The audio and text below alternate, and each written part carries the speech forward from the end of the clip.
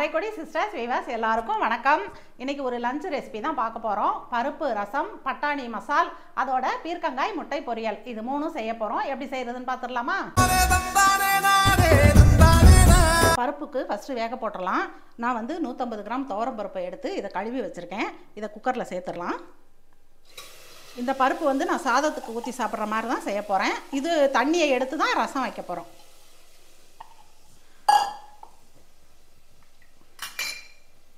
பருப்பு மூழ்கிற அளவுக்கு தண்ணி.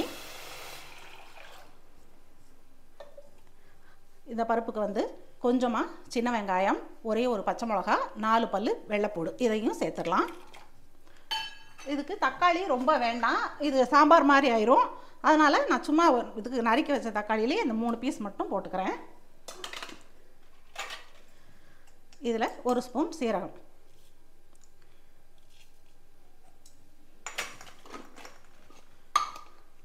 கொஞ்சம் மஞ்சள் தூள், அதோட கொஞ்சமாக எண்ணெய், பொங்கி வராமல் இருக்கிறதுக்காக எண்ணெய் சேர்த்துட்டு இன்னும் கொஞ்சம் தண்ணி ஊற்றிக்கிறேன். ரசத்துக்கு தண்ணி எடுக்கணும். இதில் ஒரு துண்டு நான் கட்டி பெருங்காயம் தான் சேர்க்குறேன். இதையும் சேர்த்துட்டு இப்போ நம்ம 3 விசில் விட்டு எடுத்துடலாம். பருப்பு வேக போட்டாச்சு. இப்போ நம்ம ரசத்துக்கு அரைச்சி எடுத்துடலாம். இதில் 1 ஸ்பூனுக்கு சீரகம்,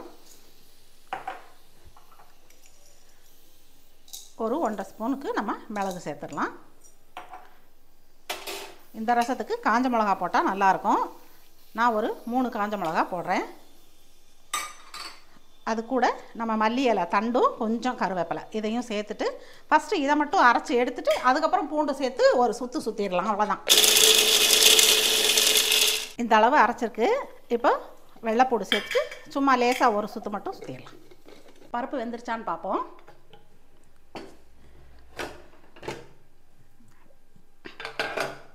லேசாக கரண்டி வச்சுட்டு வெந்துருச்சு. இப்போ நம்ம மேலாப்பில் இந்த தண்ணியை எடுத்துருவோம். ரசத்துக்கு ஊற்றுறதுக்கு இந்த தண்ணியை எடுத்துருவோம்.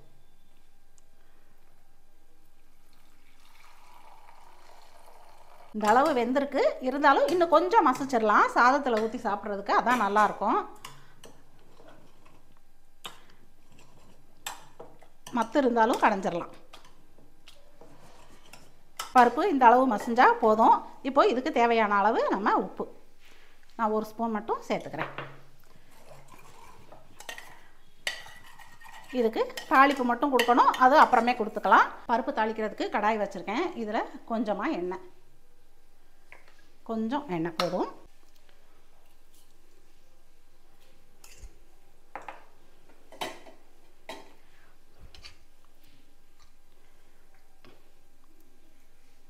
இது பொரிஞ்சோடனே நான் ஒரு 3 வரமிளகா கிள்ளி வச்சுருக்கேன். குட்டி குட்டி மிளகாயாக தான் இருந்தது. இதை போட்டுடலாம்.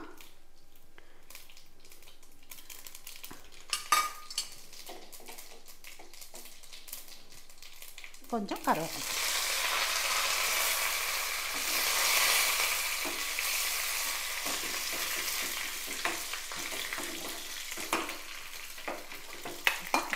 தாளிச்சிடலாம்.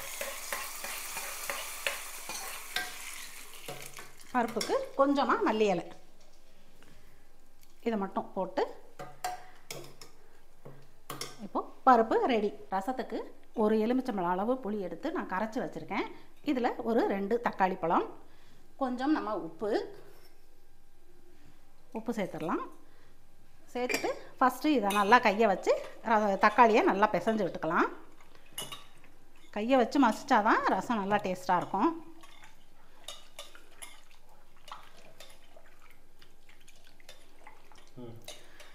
இந்த அளவு நல்லா பிசைஞ்சு எடுத்தாச்சு.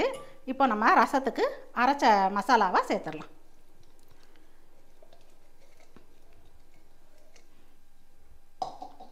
நம்ம தண்ணி ஊற்றுறதுக்கு பதிலாக எடுத்து வச்ச பருப்பு தண்ணியை ஃபஸ்ட்டு ஊற்றிடலாம். அப்புறம் தேவைப்பட்டால் மட்டும் தண்ணி ஊற்றிக்கலாம்.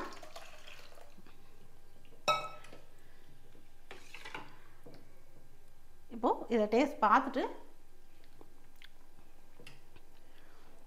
எனக்கு கரெக்டாக இருக்குது, தண்ணி தேவையில்லை, போதும் இந்த அளவு. இப்போ ரசத்தை நம்ம தாளித்து வச்சுக்கலாம். 1 ஸ்பூன் கடுகு சேர்த்துடலாம். இதில் கடுகு உளுந்தம்பருப்பு ரெண்டும் கலந்தது தான். சும்மா ஒரு 10 வெந்தயம், ரொம்ப சேர்க்க வேண்டாம் வெந்தயம். ஒரு கட்டி பெருங்காயம், ஒரே ஒரு கட்டி, இதையும் சேர்த்துறேன்.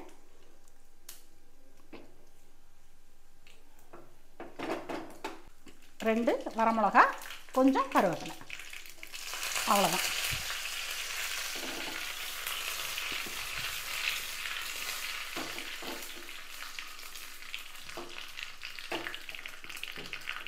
இப்போ நம்ம ரசத்தை தூக்கி வச்சுட்டு ரசத்தில் இதை ஊற்றிடலாம். ரசம் லேசாக கொதித்து அப்படியே பொங்கி நுர வரும்போது நம்ம இறக்கிடலாம். ரசம் ரெடி. இதுக்கு மேலே கொத்தமல்லி அப்புறம் தூவிக்கலாம். ரசம் நல்லா நுர பொங்கி வருது. இதை கொதிக்க விடக்கூடாது. இந்த ஸ்டேஜில் நம்ம ஆஃப் பண்ணிடலாம். பண்ணிவிட்டு மல்லி இலை தூவிடலாம். இப்போது ரசமும் ரெடி ஆயிடுச்சு. நம்ம பட்டாணி மசால் செய்கிறதுக்கு நான் வெள்ளை பட்டாணி எடுத்து நைட்டே ஊற வச்சு எடுத்து வச்சுருக்கேன். இப்போ நம்ம தாளித்து விட்டுறலாம். குக்கரில் நம்ம எல்லா மசாலாவும் சேர்த்து பட்டாணியை வேக வைக்க போகிறோம். அதுக்கு நான் வந்து எண்ணெய் ஊற்றிக்கிறேன். 1 ஸ்பூன் அளவு எண்ணெய் ஊற்றிருக்கேன். இதில் நம்ம கடுகு உளுந்தம்பருப்பு ரெண்டும் சேர்த்துக்கலாம். இது சின்ன வெங்காயம், நான் ஒரு 150 கிராம் சின்ன வெங்காயம் எடுத்து பொடியாக கட் பண்ணி வச்சுருக்கேன். கடுகு பொரியட்டும், இதையும் சேர்த்துடலாம். நம்ம கட் பண்ண சின்ன வெங்காயம் சேர்த்துடலாம்.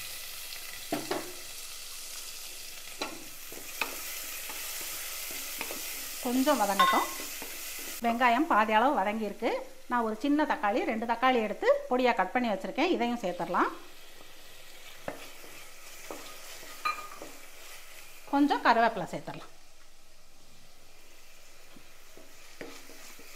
தக்காளி வதங்குறதுக்கு லைட்டாக உப்பு, கொஞ்சம் உப்பு சேர்த்து வதக்கிடலாம். தக்காளி 3/4 அளவு வதங்கியிருக்கு. இப்போ இதில் நம்ம மசாலாவை சேர்த்துடலாம். ஒரு 1/4 ஸ்பூனுக்கு மஞ்சள் தூள்,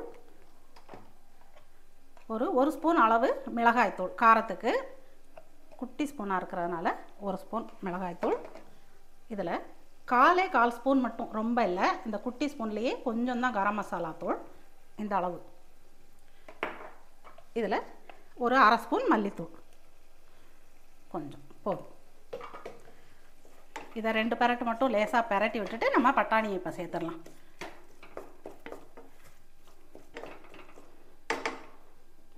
பட்டாணி சேர்த்துட்றேன்.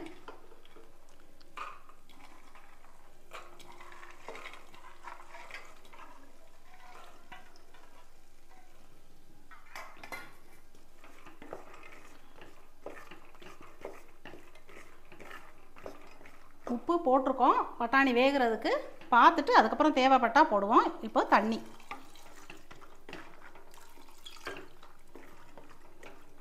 போதும்.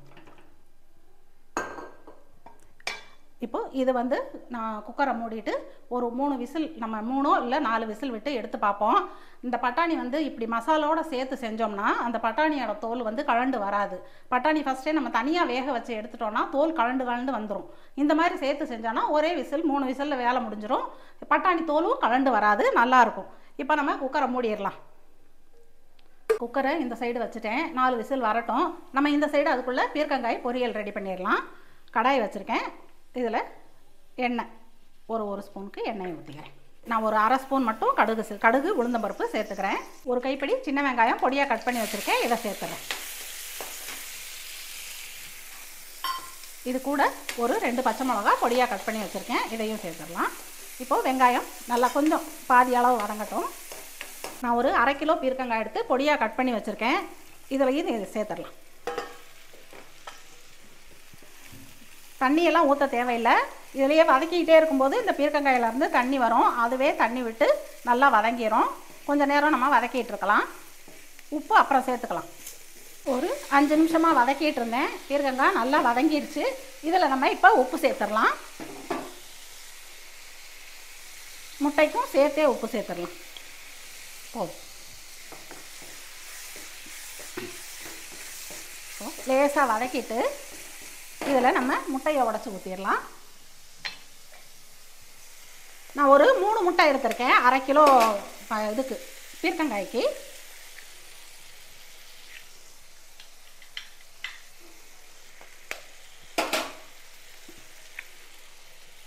முட்டை சேர்த்ததுனால கொஞ்சமாக மஞ்சள் தூள் மட்டும் போட்டுக்கலாம். கொஞ்சம்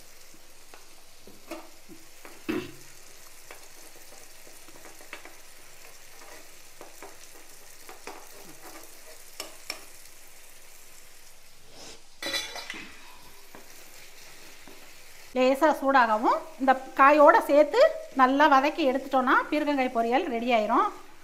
அவ்வளோதாங்க.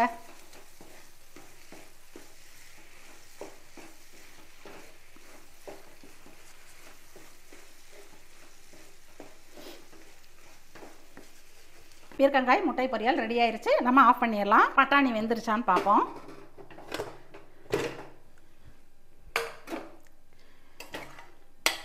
தண்ணி கரெக்டாக தான் ஊற்றணும். பட்டாணி நல்லா வெந்துருச்சு. இப்போது லேசாக அந்த தண்ணியை மட்டும் நம்ம சுண்ட வச்சு எடுத்துடலாம். லேசாக நம்மளோட லஞ்ச் ரெசிபி ரெடி ஆயிடுச்சு.